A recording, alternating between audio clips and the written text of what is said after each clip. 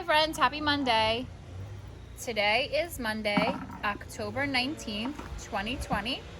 We are learning about our five senses. Can you guess this week's sense? We're going to start this morning with a read aloud, and let's look at the title of the book, and that's going to help you guess which sense we are working on this week. Also, let's review letters F-A-L. These are uppercase. F-A-L lowercase.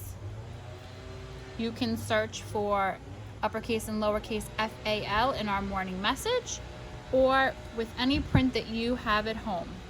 Let's move. I'm going to move the camera a little bit. Let's move over to our book for this morning. I'm working outside today because it's a beautiful fall day. I'm going to move the camera a little bit so you can see the cover of our book. It's called The Case of the Stinky Stench. Let's see if you can guess which one of our five senses we're working on today based on the title of this book, The Case of the Stinky Stench, written by Josh Funk and illustrated by Brendan Kearney. And we know that the author is the person who writes the story, that's Josh Funk, and the illustrator is the person who creates the pictures.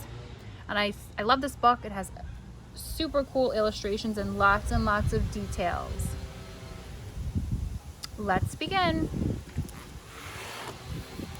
We can look at the inside of the book, the inside cover, and if you look closely, you can see there's a whole bunch of food items, so we can predict what this book is going to be about.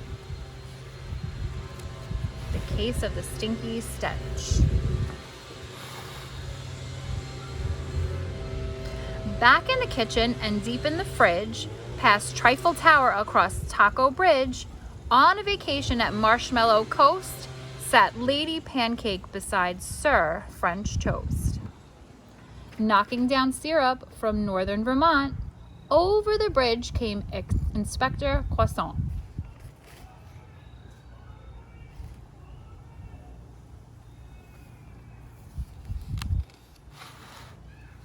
And while you watch Mrs. B's video, since I'm sitting outside, you can use your sense of hearing and play Guess That Sound, because there's lots of sounds going on around me right now while I sit outside. Uncle, Croissant said, the fridge is in trouble. A horrible stench turned a whole shelf to rubble. I'm the last hope, or the fridge will be lost. Help me, or else we'll be cooked, served, and sauced. And if you listen closely, you can also hear that there are lots of special words in this book, rhyming words, lost and sauced. Nefarious odors been wafting by, as French Toast replied, I will certainly try. So what's happening here is that there's a fridge filled with food that is no longer safe to be eaten. And we know that our sense of smell keeps us safe, because if something is not safe to be eaten, it will have a funny odor. I've got to succeed, said Croissant with a sob. I've solved 0 cases since getting this job. So if we're reading at home, we might put a sticky note by the word sob and ask our friends, what do you think sob means? So we'll look at the illustration for clues. What do we think sob means if we're looking at this croissant? We'll look at the expression on his face. If you guessed cry, you're right. It's Baron von Waffle, that devious square, said Pancake with anger. Let's head to his lair.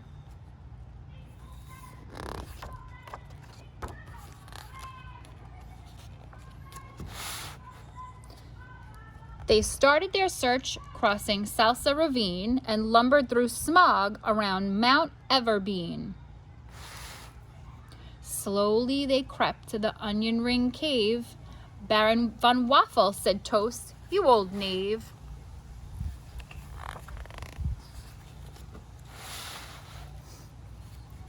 Oh, 2 pages are together. These are thick pages. Oh no, they're not. Hold on. Here we go. Okay. "What are you doing here?" Waffle said, sneering. "I'm sleuthing," Croissant said, "and you're interfering.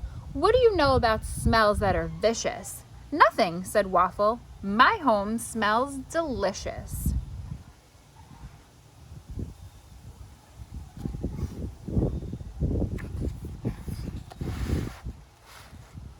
"Nephew," said Toast, "Waffle's right. It smells splendid." The trio trudged out, but the case hasn't ended. "The smell's getting worse," said Croissant with a shiver, as Tater Tots stumbled through Applesauce River.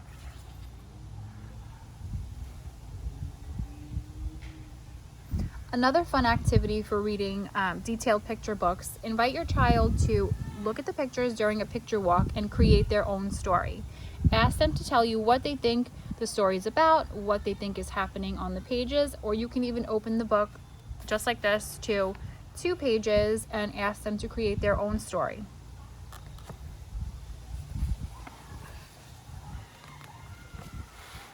An okra popped out of a red curry dish and said, "There's a tale of a stinky red fish who lurks at the bottom of Corn Chowder Lake."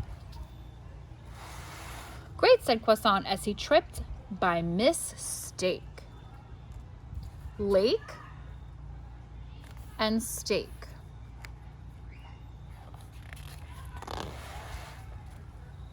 Rowing their fastest with carrot stick oars, they studied the depths and they scanned all the shores.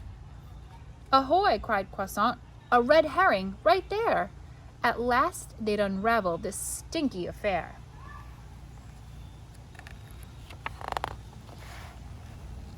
They paddled on forward, but as the boat neared, a flavorful, smoky aroma appeared. That's a good vocabulary word, aroma. It seemed the red herring was just a bad clue. Dejected, the 3 didn't know what to do.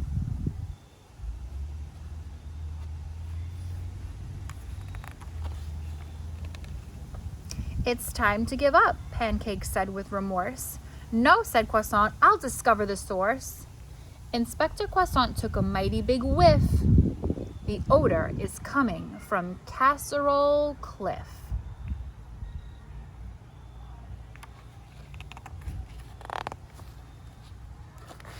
Peppers lay slumping and apples were dented.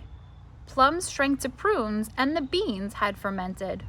That's when they saw it, the source of their woe.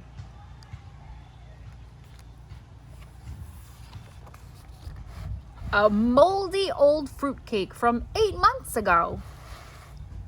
"Someone destroy him," said Pancake, "right now." "Sure," replied Toast, "but I can't fathom how."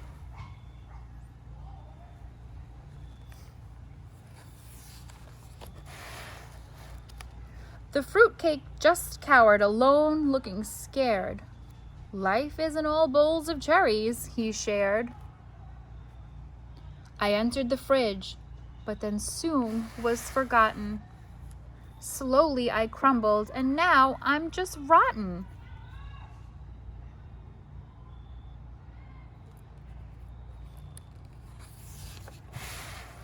"This is my case," said Croissant. "I'll prevail. Everyone knows fruitcakes never go stale. How would you like being left to decay? This is no villain. Let's help him make way." Together they journeyed past cliff, lake, and cave, and offered the fruitcake a shower and shave.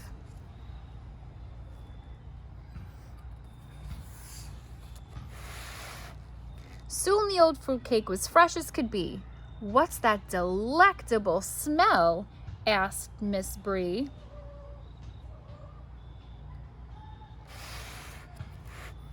With all nasty odors destroyed and dissolved, the team celebrated and shouted, "Case solved."